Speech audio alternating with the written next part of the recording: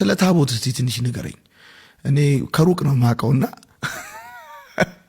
ከሩቅ ነው ማቀው ተጠግቼ አላቆምና ያደኩት በኦርቶዶክስ ቤተሰብ ውስጥ ነው። አዎ በዚህ አጋጣሚ እኔ ለኦርቶዶክስ እምነት ምንም ጥላቻ የለኝም፣ ሊኖረኝም አይችልም።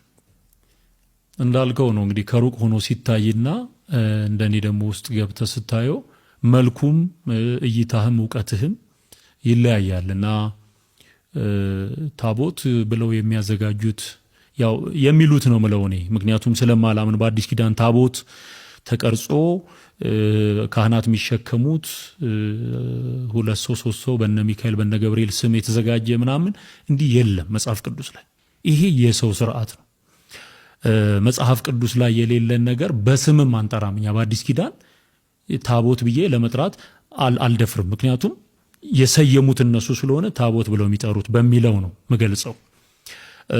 ግን እኔም በዛ በነበርኩ ጊዜ ታቦት እያልኩ ነበር ምጠራው። እኔም ራሴ እዛ በነበርኩ ጊዜ ታቦት ነው ብለው እና 4 ማዕዘን ጣውላ ነው።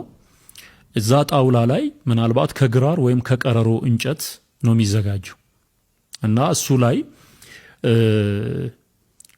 ቅርጽ ይቀረጻል። የሚቀረጸው ቅርጽ ለምሳሌ የመልአክ ከሆነ ታቦቱ ክንፍ ያለው ነገር በፍልፍል ይሰራል ማለት ነው። መርካቶ አካባቢ የሚሰሩ አሉ፣ በየገዳማቱ የሚሰሩ ባለሙያዎች አሉ።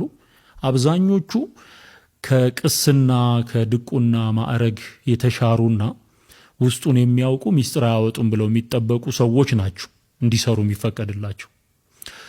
እና ታቦቱ የሚካኤል ከሆነ ያው የመልአክ ስዕል የሆነ የሚመስል ነገር ይሰራሉ ማለት ነው። ከዛ ከስሩ ዝንቱ ታቦት ዘቅዱስ ሚካኤል ውእቱ። አይተዋል አንተ በትክክል ገልጠህ? እኔ ብዙ ነው ያየሁት ማለት አንድ ብቻ አይደለም። እዚህም እያለሁኝ በቅስና አገለግል ነበር። በየገጠሩ ስንሄድ አያለሁኝ። ቄስ ከሆንክ ትገልጥና የበደንብ ጨርቅ ይሄ የሚለብሰው ጨርቅ ይነሳና በተለይ ጳጳስና ኤጲስቆጶስ የሌለበት አካባቢ ይቀባል ዘይት፣ ቄሱ ራሱ ይቀባዋል። ከዛ በኋላ ይሄ የሚሰዋ መስዋዕት የሚሉትን ህብስቱንና ወይኑን እሱ ላይ ነው የምናስቀምጥ የነበረውና በቃ የሚጻፈው ይሄ ነው። የሚካኤል ከሆነ የሚካኤል ታቦት ተብሎ በግዕዝ ዝንቱ ታቦት ዘቅዱስ ሚካኤል። ከዛ የሚያስቀው ነገር ደግሞ ምንድነው?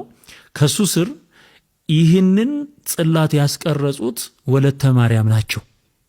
ማናቸው? ወለተ ማርያም ወይም ወልደ ገብርኤል ማለት ስፖንሰር፣ ልክ ግለሰቦች ማለት ግለሰቦቹ ስፖንሰር ሆነው ያንን ገዳም ሲመሰረት የሆነ ነገር ያደረጉ ያችን ታቦት እንዲያስቀርጹ ይደረግና ስማቸው ይታተማል። ስለዚህ ሰዎች ሲሰግዱ ጎረቤታቸው ለነበረ ሀብታም ጭምር ስም ነው የሚሰግዱት ማለት ነው። ምክንያቱም በዛ ላይ የሚቀረጸው የነ ወለተ ማርያም የነ ተክለ ማርያም ስም ሁሉ አለው ማለት ነው። ይሄ በትክክል የሚታወቅ